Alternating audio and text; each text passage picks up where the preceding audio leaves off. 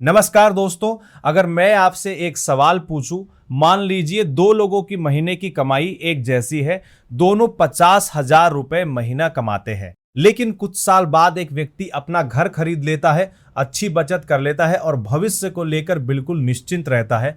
वही दूसरा व्यक्ति हर महीने अच्छी कमाई करने के बावजूद पैसों की कमी से परेशान रहता है। आखिर ऐसा क्यों होता है? क्या वजह सिर्फ कमाई है? नहीं दोस्तों, इसकी सबसे बड़ी वजह है पर्सनल फाइनेंस यानी व्यक्तिगत वित्त का सही प्रबंधन। अगर आपको पैसे कमाना आता है लेकिन उसे संभालना नहीं आता तो अच्छी कमाई भी धीरे धीरे खत्म हो सकती है। लेकिन अगर आपको अपने पैसों का सही इस्तेमाल करना आता है तो कम आय में भी मजबूत आर्थिक भविष्य बनाया जा सकता है। तो अगर आप जानना चाहते हैं कि पर्सनल फाइनेंस क्या होता है, ये इतना जरूरी क्यों है और अपने पैसों को सही तरीके से कैसे संभालें, तो इस वीडियो को आखिर तक जरूर देखिए। चलिए शुरुआत करते हैं। सबसे पहले समझते हैं कि आखिर पर्सनल फाइनेंस होता क्या है। देखिए दोस्तों, आसान भाषा में कहें तो आप जितना पैसा कमाते हैं उसमें से कितना खर्च करेंगे, कितना बचाएंगे, कितना निवेश करेंगे और भविष्य के लिए कितनी योजना बनाएंगे, इन सभी चीजों को मिलाकर पर्सनल फाइनेंस कहा जाता है। यानी सिर्फ पैसा कमाना ही काफी नहीं है, असल खेल इस बात का है कि आप उस पैसे का इस्तेमाल कैसे करते हैं। अगर आपकी कमाई अच्छी है लेकिन खर्च उससे भी ज्यादा है तो आर्थिक परेशानी कभी भी आ सकती है। लेकिन अगर आपकी योजना सही है तो धीरे धीरे आपकी आर्थिक स्थिति मजबूत होती चली जाती है। अब सवाल आता है, आखिर पर्सनल फाइनेंस इतना जरूरी क्यों है? दोस्तों, आज महंगाई लगातार बढ़ रही है, बच्चों की पढ़ाई का खर्च बढ़ रहा है, इलाज महंगा हो रहा है, घर खरीदना पहले से ज्यादा मुश्किल हो गया है। ऐसे में अगर आपके पास कोई वित्तीय योजना नहीं है तो अचानक आने वाला कोई भी बड़ा खर्च आपके पूरे बजट को बिगाड़ सकता है। यहीं पर पर्सनल फाइनेंस आपकी सबसे बड़ी ताकत बनता है।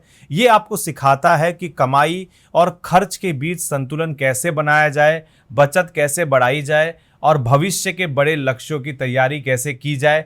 अब बात करते हैं पर्सनल फाइनेंस के सबसे महत्वपूर्ण हिस्सों की। सबसे पहला हिस्सा है आय, यानी आपकी कमाई, चाहे नौकरी से आए, व्यापार से आए, किराए से आए, ब्याज से आए या किसी और स्रोत से, ये आपकी कुल आय होती है। लेकिन सिर्फ ज्यादा कमाई होना ही सफलता नहीं है, महत्वपूर्ण यह है कि उस कमाई का इस्तेमाल कैसे किया जाए। अब दूसरा हिस्सा बजट।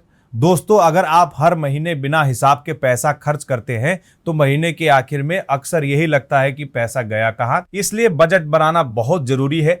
बजट आपको बताता है कि घर का खर्च कितना होगा, बच्चों की पढ़ाई पर कितना खर्च होगा, बचत कितनी करनी है और निवेश कितना करना है। यकीन मानिए, सिर्फ बजट बनाने की आदत आपकी आर्थिक जिंदगी बदल सकती है। अब तीसरा हिस्सा बचत। बहुत से लोग महीने के आखिर में जो पैसा बचता है उसे बचत कहते हैं, लेकिन आर्थिक विशेषज्ञ क्या कहते हैं? पहले बचत कीजिए, फिर बाकी पैसा खर्च कीजिए। यानी जैसे ही वेतन आए सबसे पहले अपनी बचत अलग कर दीजिए, इसके बाद बाकी पैसे से खर्च चलाइए। यही आदत धीरे धीरे बड़ी संपत्ति बनाने में मदद करती है। अब चौथा हिस्सा निवेश। दोस्तों, सिर्फ पैसा बचाना काफी नहीं है। अगर आपका पैसा वर्षों तक बैंक खाते में ही पड़ा रहेगा तो महंगाई धीरे धीरे उसकी ताकत कम करती जाएगी। इसीलिए बचत का एक हिस्सा सही जगह निवेश करना भी जरूरी है, जैसे म्यूचुअल फंड, शेयर बाजार, सावधि जमा, आवर्ती जमा, सोना या फिर दूसरे निवेश विकल्प। लेकिन याद रखिए, निवेश हमेशा अपने लक्ष्य और जोखिम उठाने की क्षमता को देखकर ही करना चाहिए। अब पांचवा हिस्सा बीमा। बहुत से लोग बीमा को निवेश समझ लेते हैं, लेकिन बीमा का असली उद्देश्य निवेश नहीं बल्कि सुरक्षा है। अगर अचानक कोई बीमारी आ जाए, कोई दुर्घटना हो जाए या परिवार पर कोई आर्थिक संकट आ जाए तो स्वास्थ्य बीमा और जीवन बीमा जैसी योजनाएं आपकी आर्थिक सुरक्षा बन सकती है। अब छठा हिस्सा कर योजना। अगर सही तरीके से कर योजना बनाई जाए तो कानून के दायरे में रहते हुए कर की बेहतर योजना बनाई जा सकती है। लेकिन सिर्फ कर बचाने के लिए निवेश करना सही तरीका नहीं है। हमेशा अपने वित्तीय लक्ष्य को प्राथमिकता दीजिए। अब सातवां और सबसे महत्वपूर्ण हिस्सा सेवानिवृत्ति की योजना। दोस्तों, आज नौकरी है, आय है, लेकिन क्या आपने कभी सोचा है कि रिटायरमेंट के बाद खर्च कैसे चलेगा? अगर समय रहते योजना बनाई जाए और नियमित निवेश किया जाए तो भविष्य आर्थिक रूप से काफी सुरक्षित बनाया जा सकता है। अब सवाल आता है, अगर आपका पर्सनल फाइनेंस मजबूत होगा तो फायदा क्या होगा? सबसे पहला फायदा, आपके खर्च नियंत्रण में रहेंगे। दूसरा, आप नियमित बचत कर पाएंगे। तीसरा, घर खरीदना, बच्चों की पढ़ाई, अपना कारोबार शुरू करना या रिटायरमेंट जैसे बड़े लक्ष्य पूरे करना आसान हो सकता है। और सबसे बड़ी बात, पैसों को लेकर तनाव काफी कम हो जाता है। अब बात करते हैं अपने पर्सनल फाइनेंस को बेहतर कैसे बनाया जाए। सबसे पहले हर महीने अपनी आय और खर्च का पूरा हिसाब लिखिए। उसके बाद देखिए कि कौन से खर्च जरूरी है और कौन से सिर्फ आदत बन चुके हैं। अनावश्यक खर्च कम कीजिए। हर महीने नियमित बचत कीजिए। एक आपातकालीन निधि जरूर तैयार कीजिए ताकि अचानक जरूरत पड़ने पर कर्ज न लेना पड़े। अपने लक्ष्य के अनुसार निवेश शुरू कीजिए। अगर कर्ज है तो समय पर उसकी किस्त चुकाइए। बीमा और कर योजना को भी अपनी वित्तीय रणनीति का हिस्सा बनाइए। और सबसे जरूरी, हर कुछ महीनों में अपनी पूरी वित्तीय स्थिति की समीक्षा जरूर कीजिए। अब बात करते हैं उन गलतियों की जो ज्यादातर लोग करते हैं।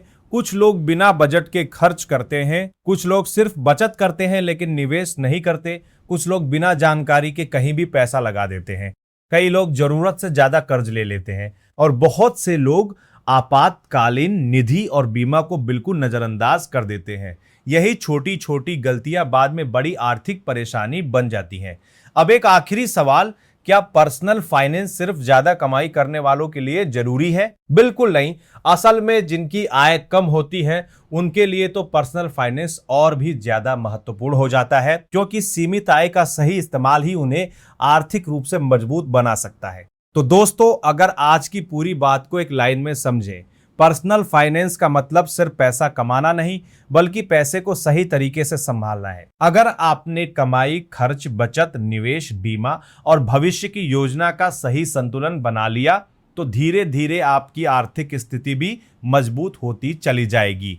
याद रखिए, अमीर बनने की शुरुआत बड़ी कमाई से नहीं बल्कि अच्छी वित्तीय आदतों से होती है। अब मैं आपसे जानना चाहता हूं, क्या आप हर महीने अपना बजट बनाते हैं या फिर बिना हिसाब के खर्च करते हैं?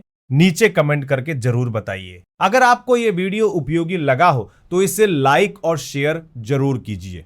और ऐसी ही आसान भाषा में निवेश, बैंकिंग, शेयर बाजार और पर्सनल फाइनेंस से जुड़ी जानकारी पाने के लिए हमारे चैनल को सब्सक्राइब करना बिल्कुल मत भूलिए। धन्यवाद, मिलते हैं अगले वीडियो में।